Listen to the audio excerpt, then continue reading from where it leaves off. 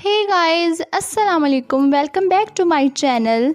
आज की हमारी रेसिपी है मटन वाइट कीमा, जो कि बहुत ही टेस्टी होता है, बहुत यमी होता है और कम इंग्रेडिएंट्स में बन जाता है।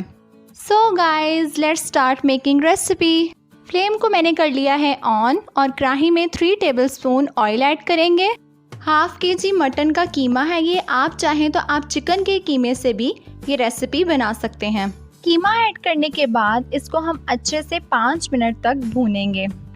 ये देखें जी, 5 मिनट हो गए हैं मुझे इसे भूनते हुए और इसका कलर हो चुका है चेंज। तो अब हम इसमें ऐड करेंगे 1 टेबलस्पून अदरक और लहसुन का पेस्ट। अदरक और लहसुन का पेस्ट ऐड करने के बाद इसको 2 मिनट तक पकाएंगे।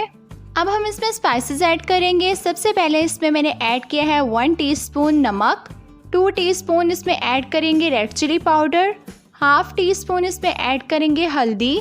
हाफ टी स्पून हल्दी ऐड करने के बाद इसमें हम ऐड करेंगे 1 टीस्पून गरम मसाला पाउडर और लास्ट में इसमें जाएगा 1 टीस्पून ज़ीरा। तमाम स्पाइसेस इसमें मैंने ऐड कर दी हैं। अच्छे से हम इसको मिक्स करेंगे। अब हम इसको 8 से 10 मिनट तक कवर करके पकाएंगे। 8 से 10 मिनट तक कवर करके पकाने के बाद अब हम इसमें ऐड करेंगे 1 कप दही यानी योगर्ट। दही ऐड करने के बाद तकरीबन हम इसको 5 से 6 मिनट तक अच्छी तरह से दही के साथ भून लेंगे।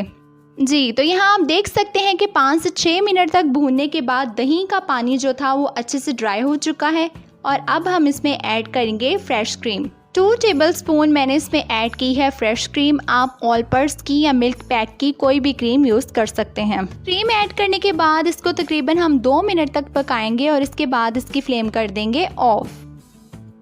इसके ऊपर मैंने स्प्रिंकल की है मेथी, जो कि ड्राई होती है पैकेट वाली। बहुत ही टेस्टी फ्लेवर आता है इससे।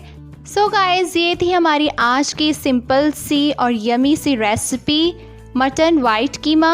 आप इस रेसिपी को ज़रूर ट्राई कीजिएगा और मेरे चैनल को लाइक और सब्सक्राइब करना ना भूलिएगा and press bell icon for more tasty yummy and easy recipes. अल्लाह हाफिज़।